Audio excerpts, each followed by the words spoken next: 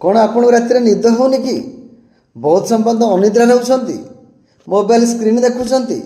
ରାତିରେ ଶୋଇଲା ପରେ ଆପଣ ସ୍ୱପ୍ନରେ ବିଚଳିତ ହେଉଛନ୍ତି, ବିଳି ବିଳଉଛନ୍ତି, ସ୍ୱପ୍ନରେ କାନ୍ଦି ପକାଉଛନ୍ତି, ହସି ପକାଉଛନ୍ତି, ଏଣୁ ତେଣୁ କିଛି ଖାଇ ପକାଉଛନ୍ତି, ଏଣେ ତେଣେ ବୁଲି ଆସୁଛନ୍ତି। ତାହା ଟାଇପ୍ 2 ଡାଇବେଟିସ୍ର ଲକ୍ଷଣ ହୋଇପାରେ। ନମସ୍କାର, ମୁଁ ଲୋକନାଥ ଆପଣଙ୍କୁ କିଛି ଟିପ୍ସ ଦେବି।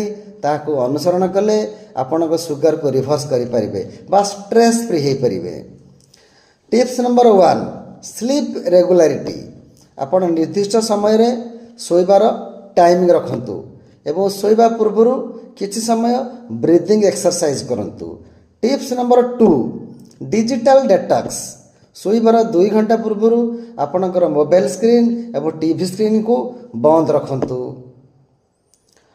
ଟିପ୍ସ ନମ୍ବର 3, ସକାଳର ସନଲାଇଟ୍ରେ 7ରୁ 10ଟା ମଧ୍ୟରେ କିଛି ସମୟ ପାଇଁ ଯୋଗ ବା ଏକ୍ସରସାଇଜ୍ କରନ୍ତୁ, ଯାହାଦ୍ୱାରା ଆପଣଙ୍କୁ ଭିଟାମିନ୍ ଡି ମିଳିବ, ତାହାକୁ ଷ୍ଟ୍ରେସ୍କୁ ରିଲିଜ୍ କରିବ।